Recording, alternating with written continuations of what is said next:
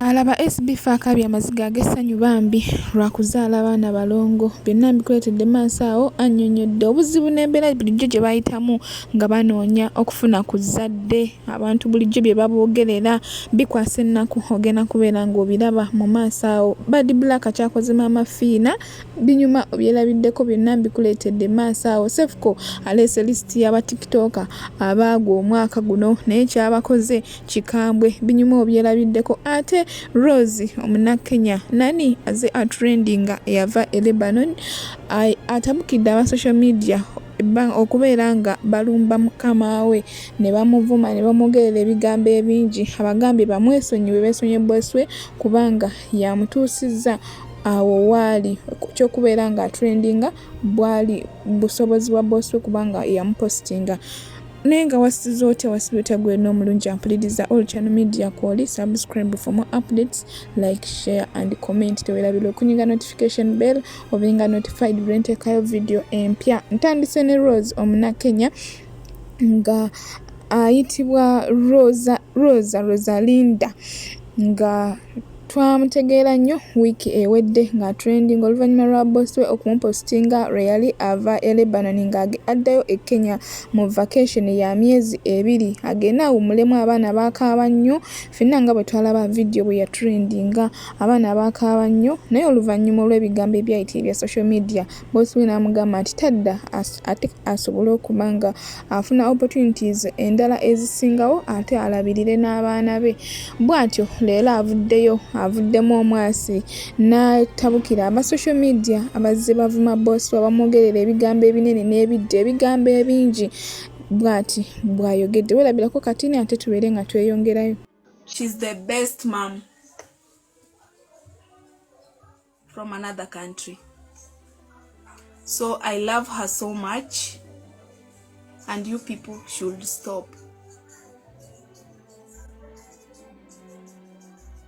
Let's just love them. Juu ni wao tu wamenilida hadi hapa. So let's just love them. Washow pia nyinyi mume appreciate treat one of African vizuri. Just show them that they did a good job. That is the only request I had for today that I needed to talk about. That was paining me so much. But still I love you guys. Yes, she had a very good heart. You know me, I never had a mom. So when I went to Lebanon, this woman treated me and welcomed me in her house and treated me like a family. There is no day I felt like a worker. There is no day, trust me. There is no day I felt like a worker. The only difference was I was being paid. And home, you sit, ukona familia yako na ulipwi. You understand my point, huh? So you people, love for me that woman. Hata akisema nisirudi, she doesn't mean anything bad. She doesn't mean like I did something wrong, that I am not supposed to go back, that she doesn't want me anymore. She just wants me to explore and do something different that can better my life. Is that not a good person, you guys? Mwati agenze maaso nasaba abantu ba social media nti bannange muwe bosi wange ekitiibwa abagamba mbuyambonyabunya tambonyabonyangako yadde mukerawo okwogera bye mutamanyi bye mutayinaako bujulizi yadde n'akatono. Omukyala yampisanga bulungi n'ebirala bingi abyogedde binyuma obyerabiddeko era kambikulageko katini ate tubeere nga tweyongerayo. Respect my madam because kama si yeye singekuwa hapa hata mungenijua in the first place. Kwa wale watu wanaona, for those people who see that she used me, that is up to them. I can't change their mind. Let them think what they want. But please stop being mean to her. I beg you in the name of God. And stop saying mean things that she mistreated me. She never did. She never did. She never did. No one did. No one did. No one did. It's not right. If you want to make a content, you make your content, is okay, but don't say something that you don't know something that you don't have evidence. Usiongee kitu hujui. Mimi sijataja jina ya mtu. I'm just speaking out of ile pain na feel because alinitreat poa sana. Sana. In fact, she treated me good. Hizo memories, I pray I never forget about them. Ensonga za Canada nazo azinyonyoddeko kubanga emabegakawo oluvannyuma lwa bosi okuvayo n'agamba Rose mutakomawo atule ewaabwe abeere nga afuna opportunities endala, abeere nga alabirira abaana be, akozese media n'ebirala bingi. Waliwo travel company yavaayo negamba nti etwala Rose mu Canada ebeere ng'emutwalira ku student visa oluvannyuma bamufunire omulimu nga bwe bakola ku mpapula ez'obutuuze. Bw'atyo Rose nayo avuddeyo n'abeera nga ate abinnyonnyolako bw'ati bw'abyogeddeko. People are making issues out where there is no issue. Always be positive minded. Always look something into different angles. Na utakuwa tu sawa. Not everything is all about negativity. You need to be more positive compared to negativity. Na itakusaidia tu. You people have not confirmed this thing of Canada, so that's why I'm not answering anything. Badblack mama Jona nga bwamanyikiddwa nti ye teyeli antama buli ekyetaaga okwogerako buli kimu akyogerako nga bwakirowoozaako oba ye nga bwakirabye. Oluvannyuma lw'abantu ku social media okuvayo nga buli omu yeebuuza nti naye M.Fiina tewanayita yadde omwezi agamba nti yasabira SB4 okuzaala abalongo era emisambo gye gyakolerawo era bw'atabazaala emisambo gye bagyokye amasabo ge bagookye n'ebirala bingi nnyo. Badblack yavuddeyo n'agamba M.Fiina ne boyfriend we SB4 bagenda ku scan awo ne ba planning mu future ne bagamba ne witchcraft is real now. Kati nagamba essaawa zino kati bakadama bagenda kuvaayo batandika ogenda M.Fiina mu inbox bamukubira amasimu nti bannange wakikoze otya nange njagala luzaalo lw'abalongo kuba abantu bangi babuddeyo bagamba nti kitegeeza anteera oluzaalo yanywa lunywe lwali lw'abalongo okusinziira ku M.Fiina bwe yayogera emabega kaawo mu interview gye yalimu ne SB4 ko mama Jona yekave yagambe nti SB4 ne M.Fiina mukyala we ate ye anteira ngagamba nti ye mujja we abantu nga tikwogaseeko ne kasuku yavuddeyo ku maca ne bakyogerako Baruth Kalibala n'abalala mu program gye wabaddeko ku radio nga buli omu yeebuuza nti M.Fiina bwe babeera nga bano abantu tebamala kuva ku sikaani M.Fiina yategeera atya nti bagenda kuzaala balongo nti singa at least yakikola nga tannaba yadde n'okufuna olubuto awo abantu bandikkiriza naye already olubuto lwali luweddeyo teruwezezza yadde n'omwezi baabo bazadde abalongo.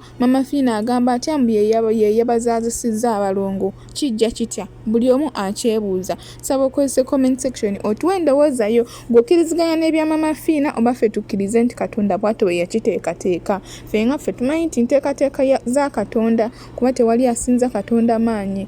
Gwe okirowoozaako ki? Nga tweyongeddeyo SB4 bambi avuddeyo ne yeebaza abantu abamuweereza obubaka obumukongratulatinga ne yeebaza mukyala we Anitaira okumuzaalira abaana essanyu epitirivu ery'okubeera taata for the first time taata omulundi ogusoose. Nayogera negativities abantu ze babogera ku social media mwe temuzaala biki lwaki temuzaala gwe temuliraba ku mwana n'ebirala bingi nnyo. Obulumi bwe bayiseemu ku lubuto obulumi bwe bayiseemu nga banoonya omwana nga banoonya ezzadde ebbanga lye bamaze nga bali mu relationship oba nga bali mu love naye nga banoonya omwana tebamulaba banoonya olubuto tebalulaba bambi bikwasa ennaku naye kankuleko obeere ng'obyerabirako kuba binyuma obirabyeko. Ebyaddala ndi Saalongo sometimes kasotula onolowooza nakaabyemu n'olunaku lw'eggulu amaziga ne gampitamu naye nga lwaki wassanyu bansukanga postinga nazadde SB4 yazadde bakapostinga n'emirundi ng'esatu. Nina mikwano gyange abanyiigira nina famire yange abamu abanyiigira mbonazaala ne sibagamba. Nina n'omuntu gwe nagendako ne meetinga abamuzadde wange nga munyiivu nnyo nambuuza nkuswaza biki nze baŋŋamba wazaala n'otaŋŋamba ne mugamba naye maama sisaalanga naye nsabira nzaale. Yagaana okukkiriza era nenvayo nga munyiivu simanyi ate wanaategeera ebituufu abaana abeera atya naye nga yanyiiga naye nga buzibu bwange simanyi kwennyonnyolako nnyo nagezaako ne munyuka omuntu weesitukira n'ogenda gy'ali byasooka ku ssimu namwe nga munyiivu nnyo nambi nanyiiga naye nange namutegeera ng'omuzadde nti ekyamunyiiza yalowooza oba nti answaza mbusaamugamba naye namugamba munnange sizaalanga. So abantu bambi mubadde munjagaliza mubadde mupostinganga buli kaseera buli lunaku nti ono yazadde naye nga waliwo ate abamu bebikosa naye nga mwenna ababadde bakosebwa nga mmanyi nti nazaala ne sibagamba official bagamba nti nakazaala tebibadde byangu. Tujja banyumiza olutabaalo luno ne Naalongo tumusabire. Naalongo ye mugumu nnyo amaanyi agalina nabadde mmanyi oba nali mmanyi nti omuntu wazaala bw'ati amaanyi gamubula naye Naalongo mugumu amaanyi agalina era kyemmanyisa bannyo weva wano ngenda mu ddwaliro gy'ali nze saasobodde kusulayo manyi nti abeera biwanvu n'abasawo naye nga nasaba nnyo tesiko bamumpe era nja kubanga mbabuulira updates zonna abaagala okumulabako abaagala okumubuuzaako naye nga sofa right now obanga olina essimu ye tosooka jjukubako tusooke tumulekemu awo mulemu. Buli kiisa nkubidde ku ssimu nanjozaayoza banna yenna eyanziza nnyo munda z'omukwano kitegedde nti bulijjo bambi munjagala mutuwagala nze ne Naalongo mwagala kapo yaffe mwagala kapo erimu omwana oba abaana ekitiibwa ngenda kukiddiza Katonda nannyini eggulu nti emiranga gye tumukabiridde essaala ze tumusabye obulamu bwaffe abadde abulaba ku mitima okukoowoola kubadde tumukoowoola nammwe nga mutusabira abatwagaliza yatwanukudde n'agamba bano basaana babiri. So ekyo nno kiraga nti ddala Mukama gy'ali. Tulina mikwano gyaffe abatubeereddewo nga tukaaba nabo tusanyuka nabo naye nga bali munda muli. Ndakubaza omukyala Mama M.Fiina oyo ye from day one nina mikwano gyange gye nalina ne byali bingi bwebayogera byali bingi ebyaddala nentya mu kutya n'ekyo nno kyalimu tolera mwana tolezaala naye mu kutya naŋŋumya era yayimirirawo nange yaŋŋamba okuggyako engalo nga buli kimu kye bakwogerako eŋŋamba okke n'abeerawo nga maama tutambula nga maama mukunnuŋŋamya mukunsabirako mukunzizaamu amaanyi ne tutambula naye maama wange ndi musanyufu nnyo byonna bye tutasobola nakwogerera wano ndi musanyufu nnyo. Congratulations once again the Sebunyazi SB4 ne Anteila. Tusaba Katonda abaana babawadde ababaweemu ebirungi ababaire nga baana balongoofu. Oba oliawo buli muntu basobola okubeera ate nga yeenyumirizaamu. Tuli basanyufu nnyo olw'ekirabo Katonda kyabawadde eky'omwana. Ekyamazima ebbanga lyo libadde ppanvu ng'abantu bangi babuuza naye finally Katonda amaze n'ayanukula ate n'akikola mu ddabo. Congratulations once again. Bw'ati Sefu Kabudeyo n'aleeta lisiti y'aba tiktokers abagudde omwaka guno naye kyabakoze binyuma obyerabiddeko biibyo naye baanamu ebibimba bika naye abaana baaliwo mu abakajja abapya waliwo abaana abaaliwo ababasookawo babayite bajjajja bammwe abaana babalansirira ate abaana bakutoba fairy abaana bangi tomala nawo ntomuuni abaana baliko abaana bayiga Sharifu abaana ba Fahadi Museti abaana baliko banama mwandibadde temusaaga nakusaaga abaana baliko kandenyere okubanga nkyaliko nkyalanye entalo bankoze byonna nga nkyaliko alhamdulillah Allah wamaanyi nfunye accident koze biti